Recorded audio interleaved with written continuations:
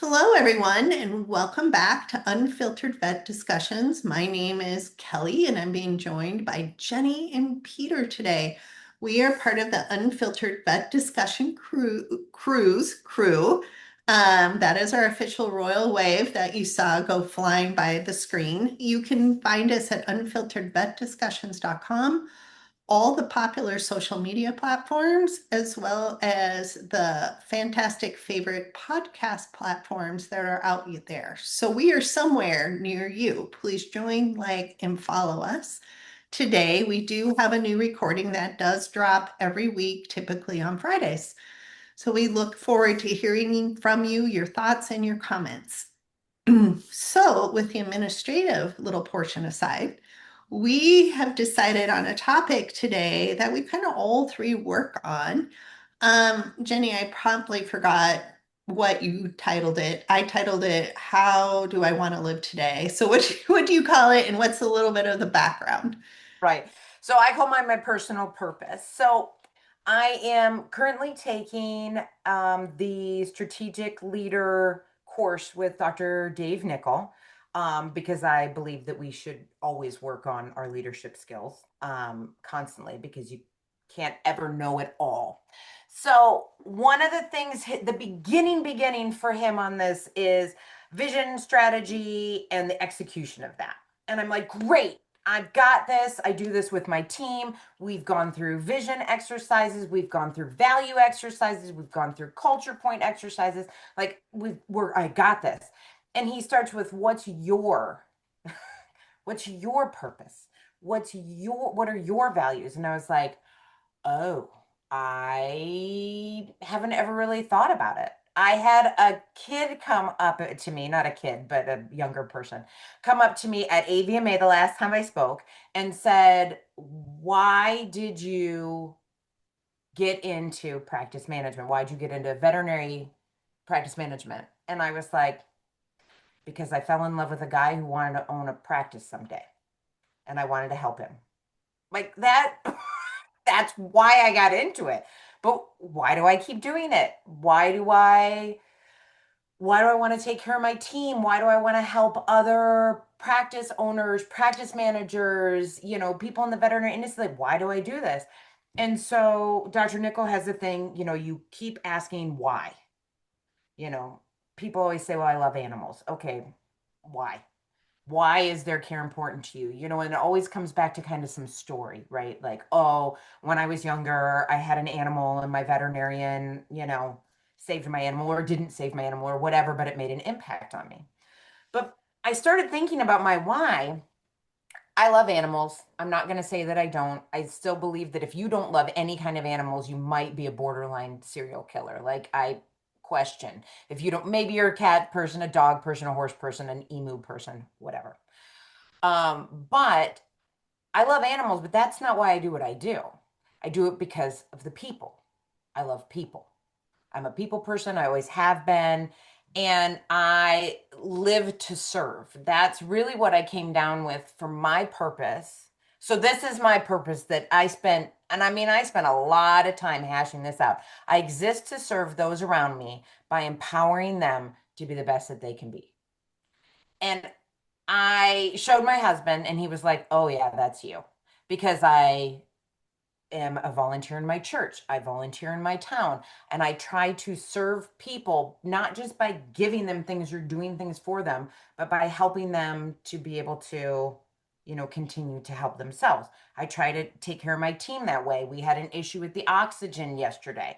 So I took one of my head techs downstairs and I'm like, it's time for you to learn how to switch over these tanks because she's afraid they're going to blow up. I'm like, here's where the wrench is. Here's how this works. So now you don't have to call me. We were just talking before we got on that I was just in Disney for a week and my clinic didn't need to call me. They didn't, it was okay. Everything was okay. Things broke, things didn't go well. Nobody felt the need to include me on that because they know what to do because I have empowered them to know what to do.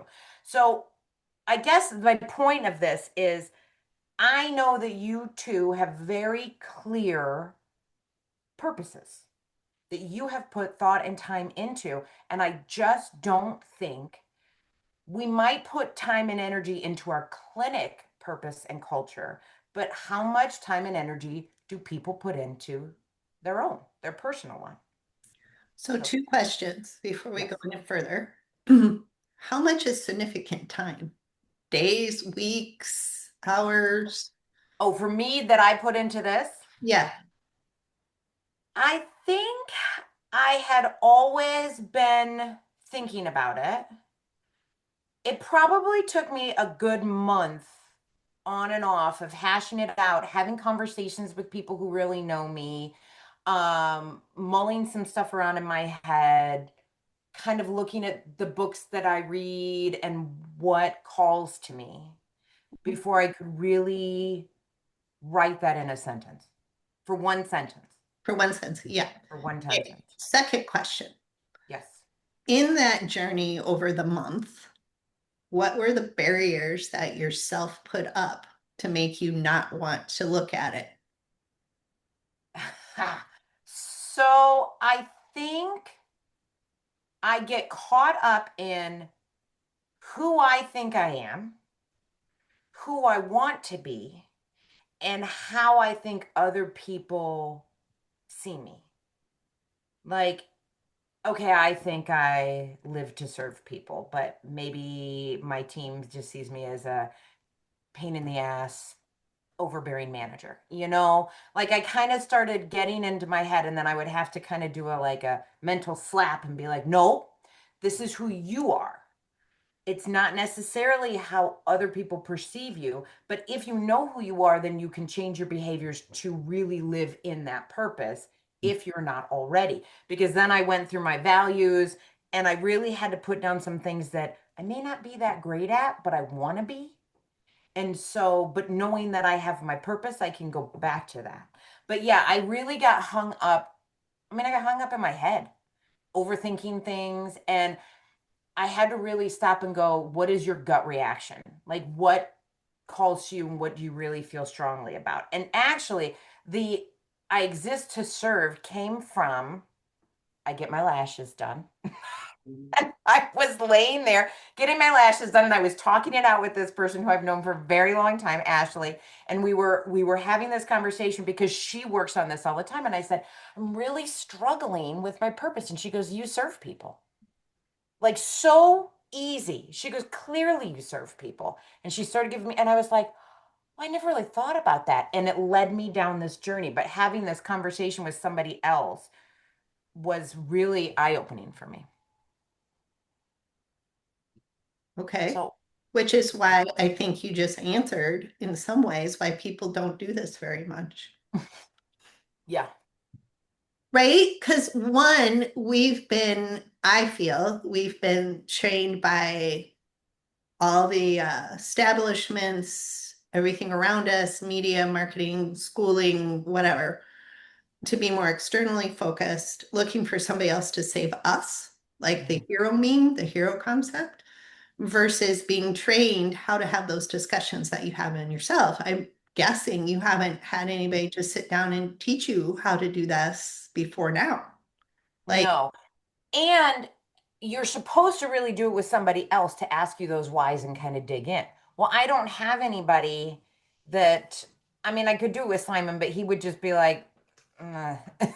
It's not his thing. He has a clear purpose. He knows what his purpose is. And he has put, but it's been the same since we met 30 years ago.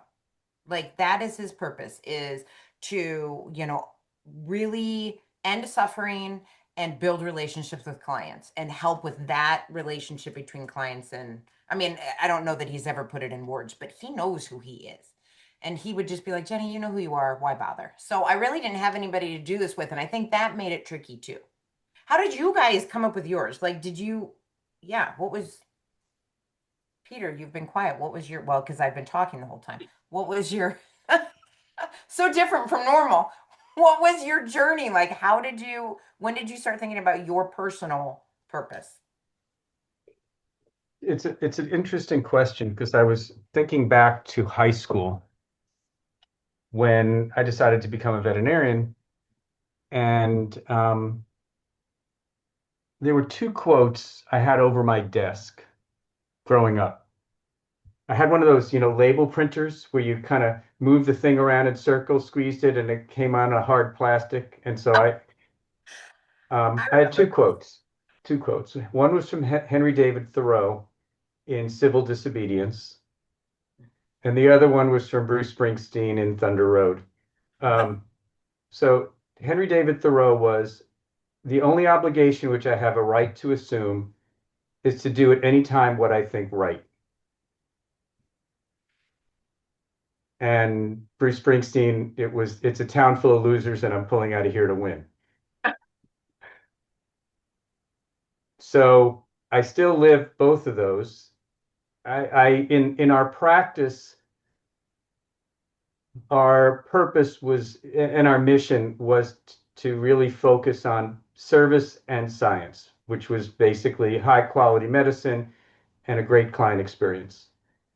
Um, from a personal standpoint, I think during my practice life, it was very hard to separate Peter the veterinarian from Peter anything else. I think um, at the end of the day, I just wanted to go to sleep, forget everything, and start the next day. It was really hard. And then when I started to do other things, really, and started to see my kids growing up, my purpose became more philanthropic, and it was really to help others. Um, it, there's a quote an article I was reading about conscious capitalism.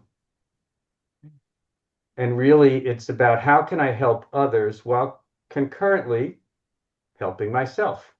Mhm. And so I think a lot of this phase that I'm in right now, this last third of my life as I look at it, is really focused on making the profession and people around me better. And that's through education, communication, and the resources that I create. And so, in many ways, I'm doing what you're doing, but I'm doing it in a different level. Um, and some of it gets compensated, and some of it just feels good at the end of the day. And as you get older, the more of it feels good at the end of the day, kind of feels better than the compensation side of it. But if you can do them both, that's conscious capitalism. And I think so. My bio when I get introduced is really to make a difference for the next generation of the veterinary profession. And I would suggest even outside of when I speak, it's really to make a difference in the lives of those people with whom I come in contact with, Jenni and Kelly and whomever else we have that are part of this group or, AVMA next week. So there was a lot of soul searching. And I think a lot of the self-purpose came from reading Jack Canfield's The Success Principles, where he forces you to kind of think about everything you do. And so there's a long-winded answer to a short question. Kelly, what about you? I relabel it to different words, but it's the same concept. So my concept is how do I want to live today? Because I get to choose that. I mean, I get to choose what washes upon my shores. I want, the external things, but the internal environment is what I'm talking about is how do I want to live today? And every day is different because we have external different forces and things like that. So some is like maybe shorter term, like, no, I really want to take some moments to find my inner Zen, to be sitting out in the sun. And because then if I'm internally balanced, I'm a better mother, I'm a better coworker, I'm a better friend, I'm a better daughter, just better, better, better, right? Because I'm not coming from a place of emotional lash out, but just let me just be reflective of that space. And some things are a bigger arc, a bigger narrative arc. So, like when I started Beyond Indigo, I was telling you guys, um, I had been flying in and out of New York City every other week for my company I was beforehand. So, I'm going from lush green Minnesota with lots of space to New York City, lots of people, great food. I mean, it was a great experience, but it also gave me time to think. And one of the things I started with my company, because I learned working in an environment in New York City where you have 3 feet to yourself at a desk, right? And you call it a win because it's New York City and everything's expensive, that I couldn't work in spaces like that. I couldn't because I'm dyslexic, leaning hard on audio, very little on visual. So I can't, there's a lot of stimulation around me. My brain doesn't know where to land and what to focus on, which means I can't work for diddly. So I was like, how do I want to live today? How do I want to start the company? What space do I want myself and employees to have in their lives of how to live? So in 1997, we became a remote only company because that worked and everybody thought I had lost my lug nuts. Um, but I said, no, this is what we need for us. Like, regardless of whether judgments or conversations or so I was in high demand when COVID hit for how do you work at home? Like how, because people knew I had done this. And I'm like, well, sure, we can have a conversation about this. I've got a few minutes.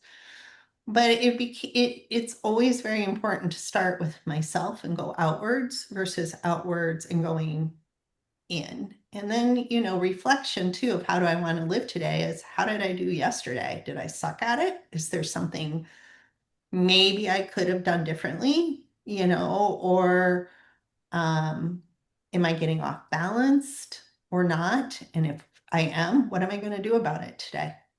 Like I get to make those choices. So I use words like I want to live to my highest potential today. I want to empower myself and others. I want to be there for what I are the priorities in my life, like my daughter, right? And so how do I make that happen? Which then means I have to make changes to make it happen. And then I watch my internal environment as I go along. Like today's a go day, Jenny and I were talking about it. Some days this things flow and you can go, go, go, go. And I'm like, oh my God, thank God it's going. And other days you're like, for the love of God, you cannot make anything resolve or move, or there's like 5 million speed bumps in the way, and you're just like, what? Should I even be trying? Or should I just Can go? I just go back to bed? This is not working. Mhm. Um, and so you just think about that. And while on a go day this morning, I literally was telling myself, Jenny, every step of the way, focus, make sure you're paying attention to one thing at a time. Even my daughter's like, am I bothering you? I'm like, no, but can you give me 3 minutes Yep. to finish this one thing so then I can focus on you 100%, but I just don't want to leave somebody else hanging, right? Like it's that conscious moment by moment conversation internally of how I want to live today. So that's my focus and it changes but I always want to reach for the highest good. I always want to reach for the best empowerment of all, and also to take the 2x4 whacks that come along with as much grace and dignity as possible and maybe raid the chocolate stash just a little bit on those days, but just a little bit. Just a little. But it's not for the faint of heart. I mean, you have to totally own your shit. I mean, and apologize and be transparent and of your whys. Like, yeah, maybe I was being a little selfish on that one. Why am I doing that? Okay. Mhm. I do think that's probably the hard part is we don't spend a lot of time looking at ourselves. Like Peter, what you said, you just want to come home, go to bed, get up the next morning, do it again. Like I don't need all this, time in my head because we overthink things, we question things. Did I do this right? Did I do that right? And sometimes we go down that whole blame shame spiral and it's uncomfortable and sometimes it doesn't always lead to a productive place. Like Kelly, you just said, you can sit down and say, okay, how did I do yesterday? Some people can't get out of that. Like, oh, I sucked. I was awful, blah, blah, blah. And you just keep going down this, drain of, your energy. So it's better to just ignore it or work through it, own it, apologize, and move forward. And so I guess, Peter, is there any like data that you know of that shows that leaders who really do this, it makes a difference? Because I can see people saying, okay, well, this all sounds good, but what is it going to get, what is going to get me? What does it get you? To go biblical on you, without a vision, people perish. And I do think a vision, a purpose, a mission give you the ability to get motivated in an environment that is demotivating. Because you have a North Star that you're trying to attain. I think when you are strictly focused on survival, you don't move forward, you get through the day. And there are no shortage of people right now who are very much in survival mode because the world in which we live is a tremendous world of uncertainty right now. And there are many people who have just resigned themselves to get through the day, which is teetering on depression if you get to it. So I would suggest that those practices, and I don't have the percentages except to show that there's a very small percentage, 25% of the population in the survey that I just saw have a purpose, Wow. personal purpose, which Well, truly means that 75% are in their car driving around looking for a place to park. You yeah. know, so I think the three of us have our marching orders. Um, Now, it was interesting, Kelly, and I give you huge cred for focusing on you first, Mhm. because I would suggest that I am last. And it goes with, Simon Sinek, leaders eat last. I'm the last. I take care of myself in some fashions by going to the gym and reading and everything else, but I'm very good at taking care of others first. And I think from a therapy standpoint, it's probably because I'm trying to avoid dealing with issues or emotions or whatever the case may be. And I'm fully aware of my tendency to help others to my own detriment, not knowing how to say no. Um, so, in answer to your question, I think that there are a lot of people that we engage with who are in a rut with no direction. And it only contributes to a lot of the issues that the profession has with substance abuse and mental health issues, et cetera. So I can't emphasize enough for each practice to start with is to build a North Star, to build a direction. But as the owner of that practice, especially in private, independently owned practices, make sure that North Star is something that you personally want to attain as well. You really shouldn't separate your personal and your professional when it comes down to your purpose. So leaping on that and Jenny sort of answering a question you never asked, but it's still kind of invisibly hanging in the room a little bit, is that question of time, like having time to think about it. Well, in reality, when you look at the space of the day, and some days go faster than others, it's just for whatever reasons. I made conscious choices on how to have conscious time. So, for example, we don't watch TV in this house. So think about how many hours, if you're a TV watcher, you spend on a TV show, which at a minimum is 30 minutes, probably, an hour if you count in the commercials, or you binge on Netflix on a whole seasons of series, right? There goes whatever amount of time that is. I literally unplugged the cord, moved the TV to the basement in case the kids want to watch a movie here and there. We can buy one off Amazon for cheap. And we got that space back.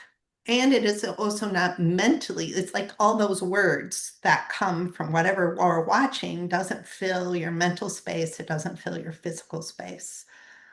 It's gone, right? How many people go to the gym or myself on dog walks, listen to something? Hopefully, our podcast. Hopefully, our podcast, yes. But aside That was from a paid that, political announcement. So, what did right, you say? Per capitalism, conscious capitalism.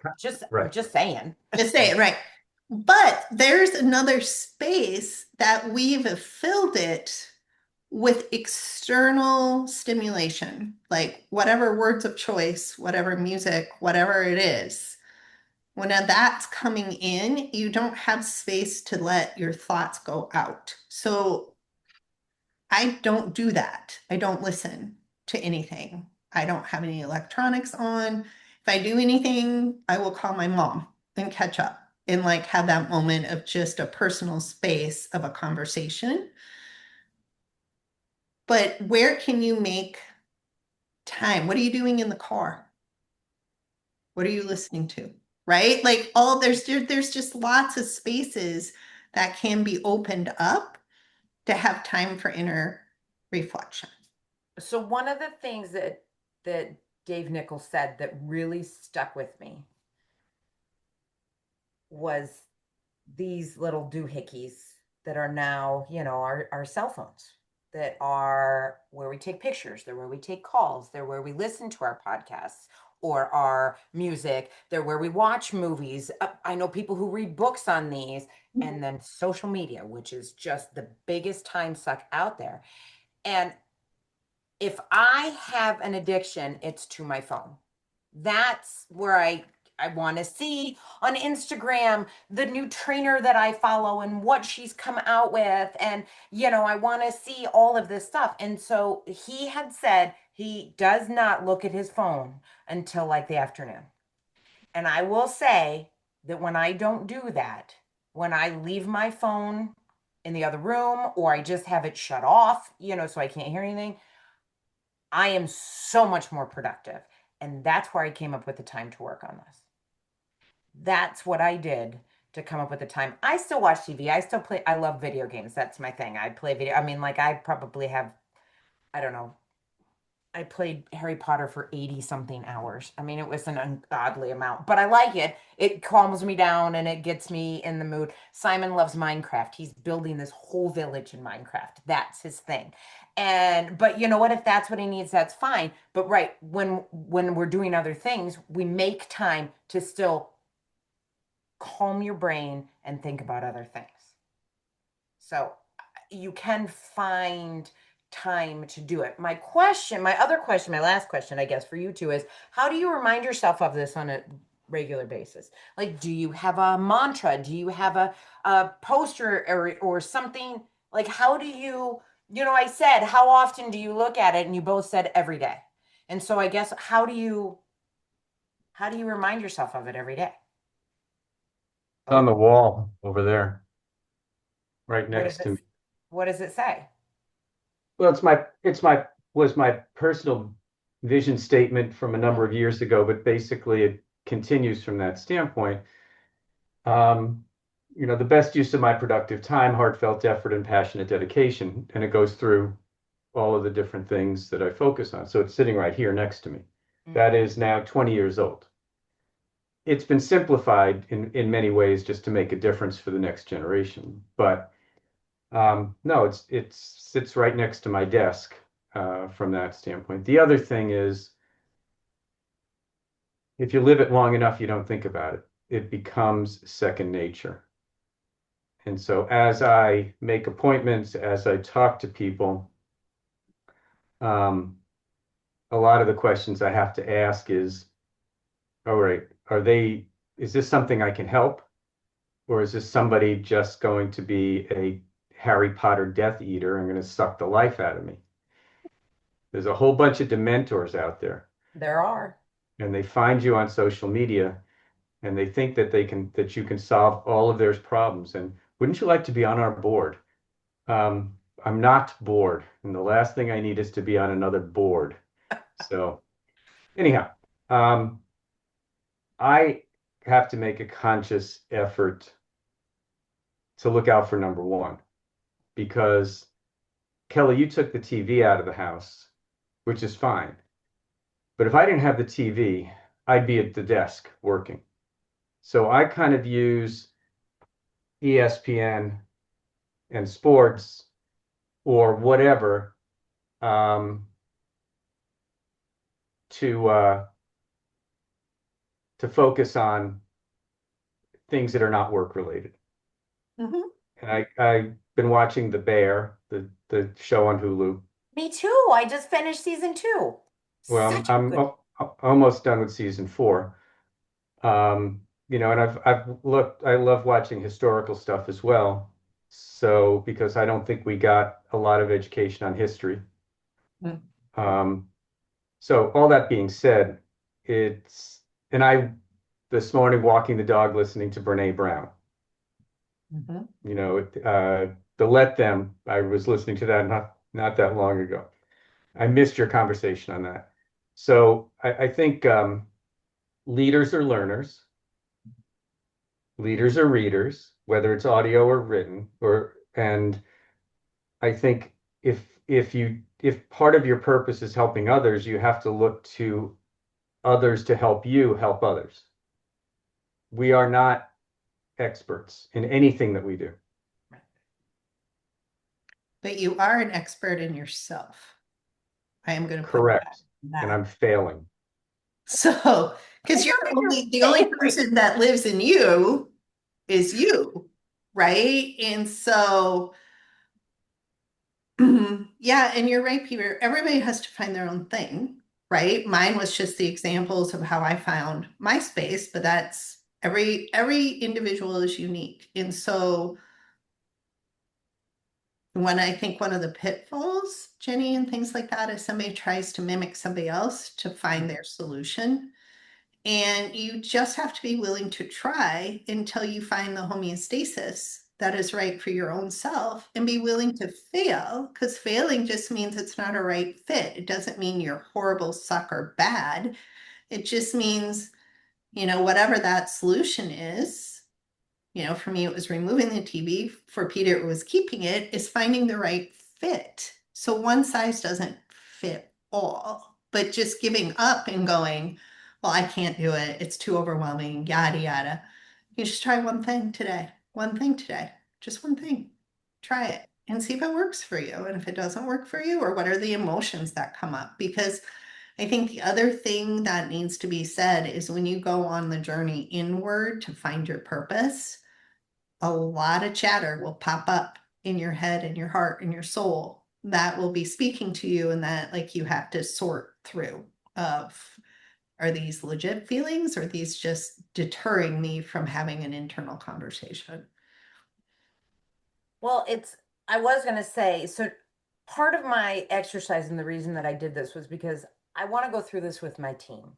Peter, to what you said about burnout, substance abuse, it's real. Our practice is a very fast paced practice.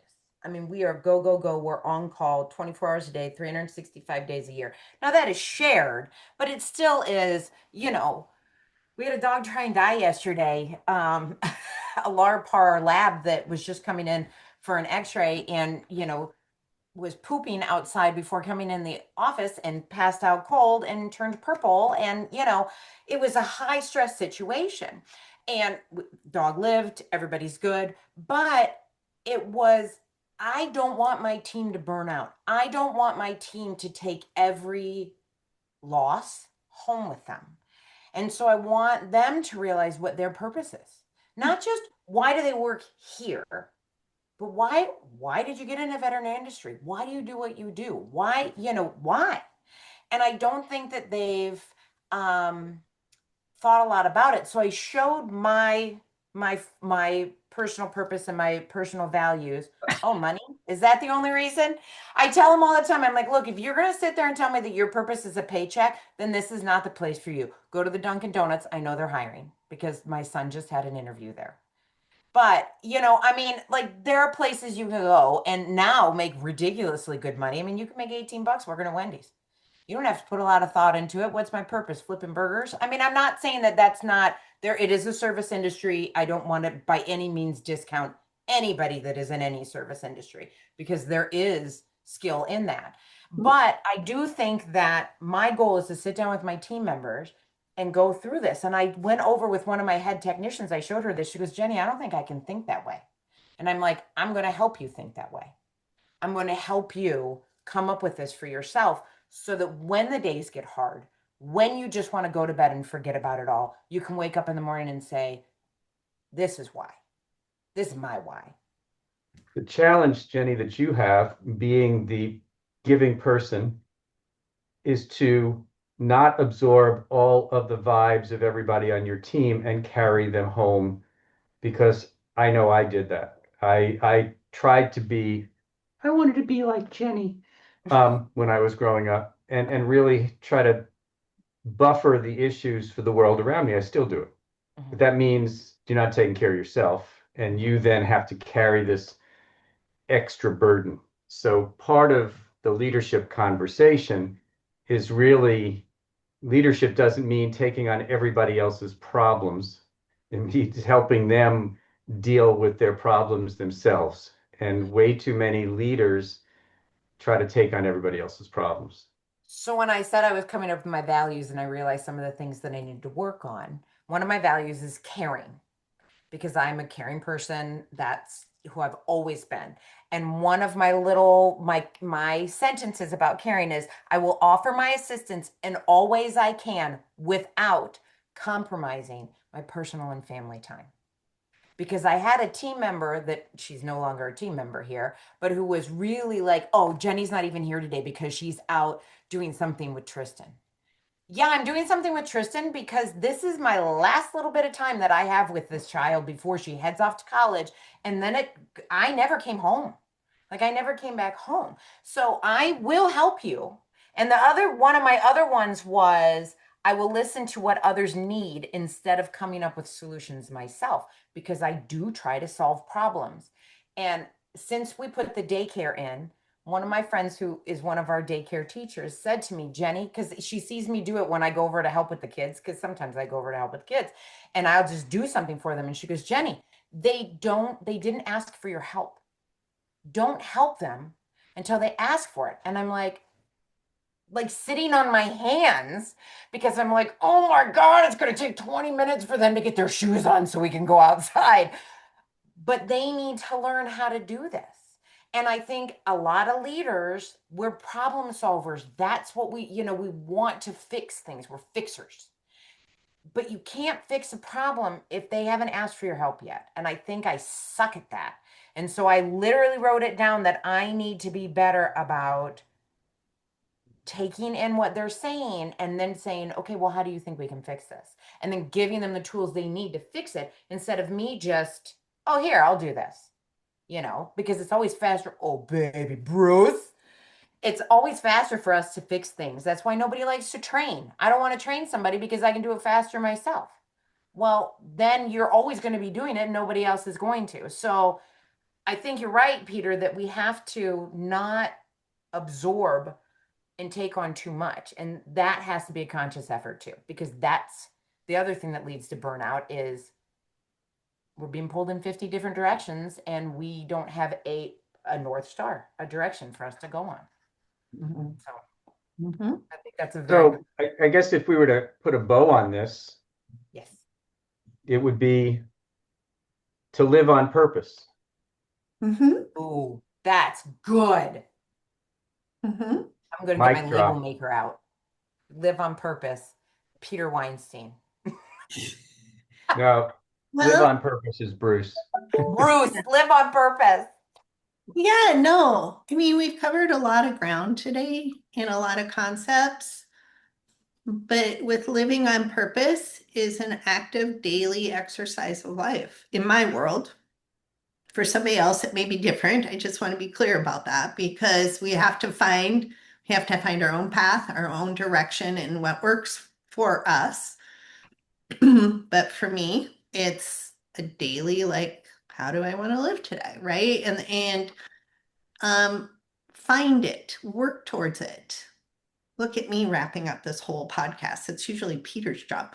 Um, find it, look at it, discover it, play with it, and see if it works with you. Have conversations about it. And if you're zoning out, like just going home and face planting in the bed or turning on the TV and just not thinking, ask yourself why. Why am I not taking a moment for me? Because I bet you'll get some interesting responses internally for yourself. And then that's your starting place right there. Well, Jenni, thank you for the topic today. Really appreciate it. That was a good one. It was a good one. We have a royal wave. Just again, a little Why reminder. are we pulling it across the screen, Peter? What was that? Just for fun? He's Yeah. pretending he's on a float and moving. Just, It's a wrap. We need one of those things, the closing thing. Well, thank you everybody for joining our conversation today. Hopefully you found a nugget that was helpful for you in your own lives. Please join us again. We'd love to hear from you. And then we also have a lot of podcasts previously that you can go mosey back through. Most of our podcasts are not time sensitive to a particular month, year, date, etc. There's a few, but mostly they're there for you to pick and choose for whatever calls you. So we look forward to having you join us in any way in past or future. Until then, we will say adieu, Royal Wave, and have a great day.